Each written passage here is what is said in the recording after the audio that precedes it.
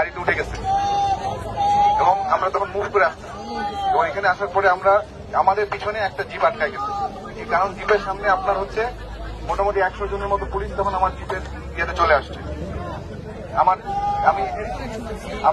মানে জিপের ভিতরে তো 100 জন হয় না, জিপের মধ্যে পুলিশ জোর করে উঠে গেছে, ফায়ার করতেছে। ওখানে আমার অফিসার ছিল। এখন সামনে 100 জন পুলিশ, তারা তাদের যে পজিশন রাস্তা ব্লক করে তারা যেভাবে হেঁটে আসে তারা এভাবে ফায়ার করতেছে এবং হেঁটে আসছে পিছনে আমার অফিসার জিপ নিয়ে।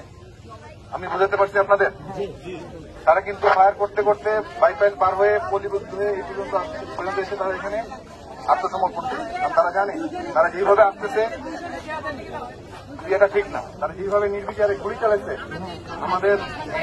আমাদের নিজেদের সাধারণ ভাই বোন। আমি নিজের চোখে দেখেছি, তো আমি জন্য আপনাদের বলতে আপনারা হয়তো অনেকে ওখানে দেখেন নাই বা দূরে ছিলেন বা অনেক শুনেছেন। আমি যখন ওখানে গেছি আমি দেখছি আমাদের লোকজনের গায়ে যে গুলি লাগছে তারা এসে দেখাচ্ছে এবং এটা শুধুমাত্র যে আপনার বুলেট ফায়ার করেছে তা না, তারা এখানে মারণাস্ত্র হিসেবে ওটাকে ব্যবহার করেছে। তারা এখন এসে এখানে ঢুকে গেছে, আমার গাড়ি নিয়ে এখানে এসে ঢুকে গেছে। এখন আপনারা আমাকে একটা জিনিস বলেন, তাদেরকে এখানে ঢোকানোর পরে নিরস্ত্র করা হয়েছে, তাদেরকে গ্রেফতার করা হয়েছে।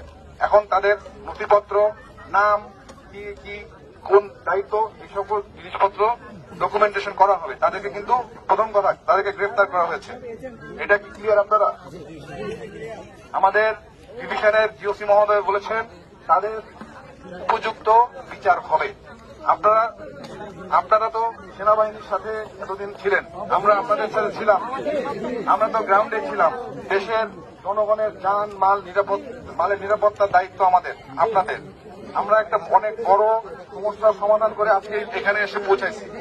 এখন আমার কথা শুনেন, এখানে হয়তো আমি এখনো কাউন্ট করতে পারিনি, বাট ধরেন এখানে আপনার পুলিশ আছে, তারা তো মানুষ, খারাপ হইলেও তারা মানুষ। এখন আপনি যদি একজন মানুষকে আপনার সঙ্গে সে না হয় একটা অপরাধ করে আসছে, এই জন্য কিনা এখন আপনি তাকে নিয়ে এসে আমি এখানে ইয়ে করবো, তাকে আমি এখানে পানিশমেন্ট দেবো? এটা কি সভ্যতার? এটা কোন সভ্য জাতি না। 1, 2, আমাদের কিন্তু এখানে এনশিওর করা হবে যে তারা বিচারের আওতায় আসতেছে এবং তারা যা করছে এটার তদন্ত অবশ্যই হবে। কারণ আমি নিজেও দেখছি কি হয়েছে।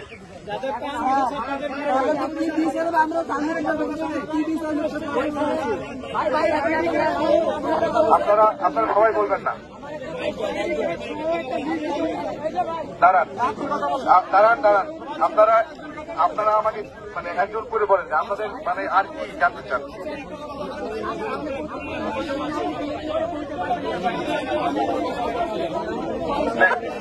পুলিশের